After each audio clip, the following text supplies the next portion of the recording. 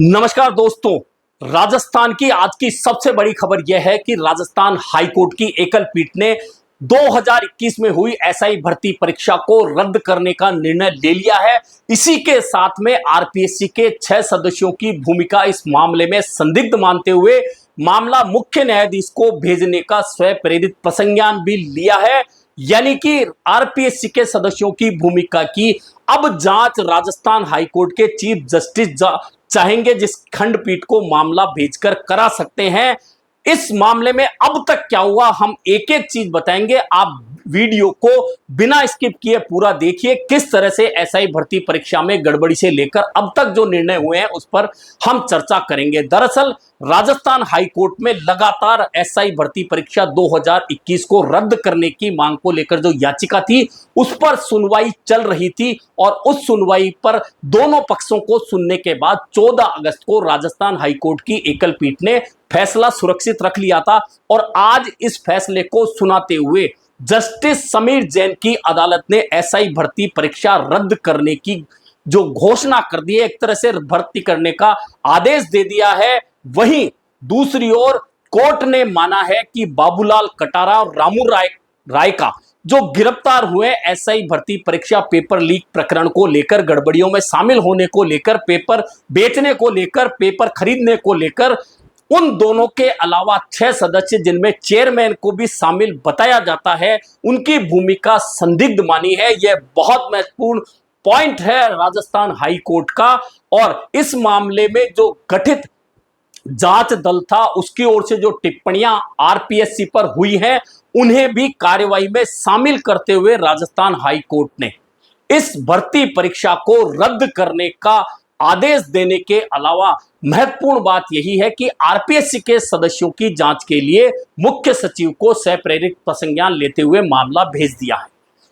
2021 में एसआई भर्ती जो परीक्षा हुई थी 859 पदों के लिए, दरअसल जैसे ही यह परीक्षा हुई इसमें पेपर लीक को लेकर खबरें सामने आई और जैसे ही जांच आगे बढ़ी तो बड़े बड़े खुलासे हुए कि किस तरह से गैंग बनी हुई है, पेपर लीक के बड़े बड़े गिरोह बने हुए हैं जो अभ्यर्थियों को पहले पेपर ले लेते हैं, अभ्यर्थियों को फिर बस में बिठाते हैं, बस एक जगह से दूसरी जगह जाती है और बस में ही वह पेपर को सोल्व कराते हैं। इसके अलावा डमी कैंडिडेट बिठाकर, फोटो किसकी, नाम किसका, परीक्षा देने वाला कौन, इस तरह से डमी कैंडिडेट बिठाकर परीक्षा पास कराई जाती है, पेपर बेचे जाते हैं। और इस मामले में सबसे बड़ी बात यह है कि आरपीएससी के सदस्य, पहले बाबूलाल कटारा की गिरफ्तारी हुई जो आरपीएससी के पेपर को बेचने का और अपने रिश्तेदारों तक पहुंचाने का दोषी माना गया। इसके बाद में रामू राय का एक और सदस्य की गिरफ्तारी हुई जो पेपर लेकर अपने पुत्र और पुत्री को परीक्षा पास करवाने के दोषी पाए जाते हैं। इन दोनों सदस्यों के अलावा जो कोर्ट की टिप्पणी सामने आई है उसमें यह है कि 6 अन्य सदस्य जिनका आपस में मिलना जुलना रहा है, ये एक दूसरे के घर गए हैं, कहीं ना कहीं इनकी भूमिकाएं भी पेपर लीक में संदिग्ध मानी गई है। ऐसे में अब राजस्थान हाईकोर्ट की एकल पीठ ने उन 6 सदस्यों की जांच के लिए मुख्य सचिव को लिख दिया गया है। दरअसल यह भर्ती परीक्षा का जो आंदोलन है, अब आंदोलन की बात होना इसलिए जरूरी है क्योंकि इस प्रकरण में जो दबाव बना सरकार पर, इसका मुख्य कारण आंदोलन था। कांग्रेस सरकार के समय ये एसआई भर्ती परीक्षा में गड़बड़ियां हुई थी और डॉक्टर किरोड़ी लाल मीणा ने उस समय आंदोलन शुरू किए थे। और डॉक्टर किरोड़ी लाल मीणा ने आंदोलन तब भी खत्म नहीं करे जब वे राजस्थान में भाजपा की सरकार आने के बाद खुद मंत्री बन गए और उस समय भी वे आंदोलन करते रहे। लेकिन जब दूसरी बार डॉक्टर किरोड़ी लाल मीणा ने मंत्री पद संभाला तो वे इस मामले को लेकर ज्यादा मुखर नहीं रहे। लेकिन फिर मोर्चा हनुमान बेनीवाल ने संभाल लिया जो आरएलपी के नेता और नागौर से सांसद हैं और 127 दिन से आरएलपी का धरना जयपुर के शहीद स्मारक पर चल रहा है।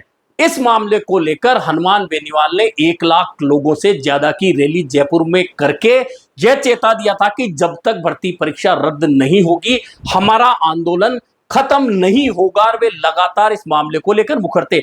हालांकि कांग्रेस के भी कई नेता मुखर तो रहे, लेकिन वे तब तक ही रहे जब कांग्रेस की सरकार रही थी। भाजपा की सरकार आने के बाद उन्होंने चुप्पी साध ली और इस मामले में कुछ भी बोलना उन्होंने जरूरी नहीं समझा। लेकिन हनुमान बेनीवाल लगातार इस मामले को लेकर आंदोलन कर रहे थे। इस भर्ती परीक्षा को रद्द करने के जो निर्णय आज राजस्थान हाईकोर्ट का हुआ, इसका एक बिंदु यह भी है कि राजस्थान हाईकोर्ट ने कहा है कि जो लोग 2021 की भर्ती परीक्षा में शामिल हुए थे, उन्हें अब नई भर्ती जो होने वाली है उसमें उम्र में छूट मिलेगी और वे नई भर्ती में शामिल हो पाएंगे। यह एक राहत की बात है, क्योंकि बहुत सारे अभ्यर्थियों का कहना था कि वे उम्र दराज हो जाएंगे अगर भर्ती परीक्षा रद्द होती है। तो उन्हें राहत देते हुए अब नई भर्ती में शामिल होने का जो उनका फैसला है हाई कोर्ट का, उससे उन्हें राहत मिली है। लेकिन सबसे बड़ी राहत उन बेरोजगारों को मिली है जो लगातार इस भर्ती परीक्षा रद्द कराने को लेकर आंदोलनों से जुड़े थे। दूसरी ओर राजस्थान सरकार की भूमिका की बात करें तो राजस्थान सरकार ने सब कमेटी तो बना दी, एसओजी बना दी। एसओजी लगातार कार्रवाई कर रही थी, सब कमेटी की बैठकें हो रही थी, लेकिन सब कमेटी की बैठकों के बावजूद राजस्थान हाईकोर्ट को राजस्थान सरकार जवाब नहीं दे पा रही थी। इसके बाद राजस्थान हाईकोर्ट ने लगातार सुनवाइयां ही नहीं शुरू की, बल्कि राजस्थान सरकार को स्पष्ट रूप से चेतावनी दे दी कि या तो राजस्थान सरकार अपना निर्णय बताए, अन्यथा फिर कोर्ट तय कर देगा कि हमें क्या करना है। इसके बाद राजस्थान हाईकोर्ट ने जवाब दिया। जवाब में राजस्थान हाईकोर्ट ने बहुत स्पष्ट रूप से कह दिया कि राजस्थान सरकार की मंशा इस भर्ती परीक्षा को रद्द करने की नहीं है। ऐसे में राजस्थान सरकार पर सवाल उठे और हनुमान बेनीवाल ने सबसे महत्वपूर्ण सवाल उठाया और कहा कि राजस्थान सरकार के 2 मंत्री अपनी महिला मित्रों को, जो कि फर्जी तरीके से एसआई बन गई हैं, उन्हें बचाने के लिए इस भर्ती परीक्षा को रद्द नहीं होने देना चाहते। ऐसे में सवाल राजस्थान सरकार के जवाब पर उठ रहे थे।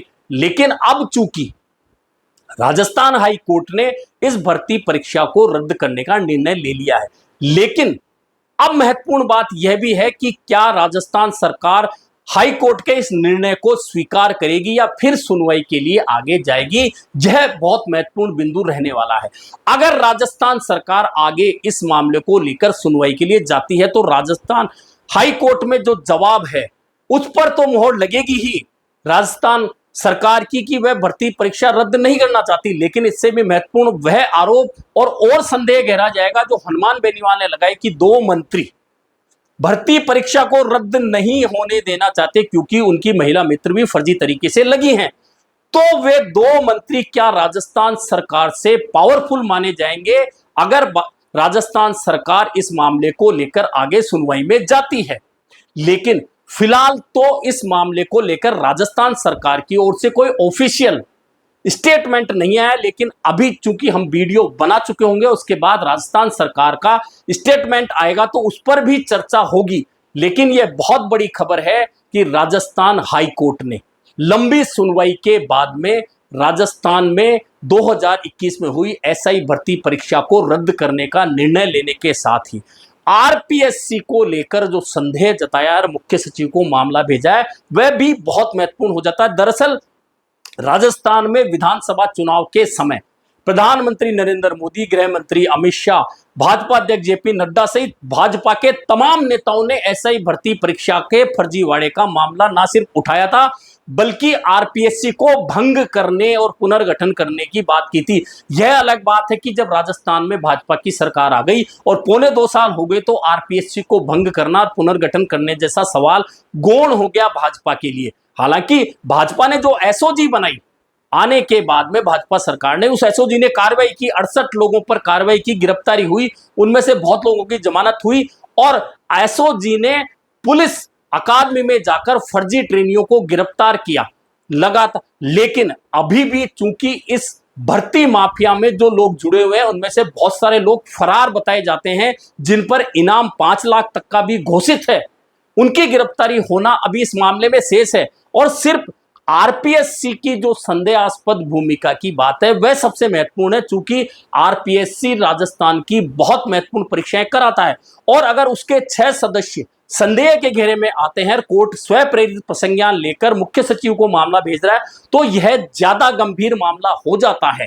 ऐसे में अब देखना यह होगा कि आरपीएससी एक नहीं 2 लोगों की गिरफ्तारी और 6 सदस्यों जिसमें चेयरमैन को भी शामिल बताया जाता है पर संदेह जता जाना यानी कि बहुत बड़ी गड़बड़ी की ओर अंदेशा जता रहा है।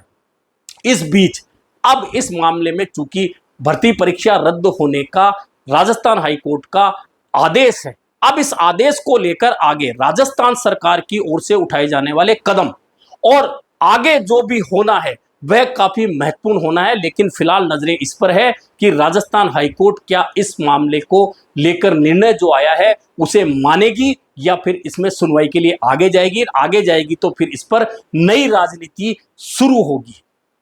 अभी के लिए इतना ही, फिर मिलेंगे नए मुद्दे पर चर्चा के साथ।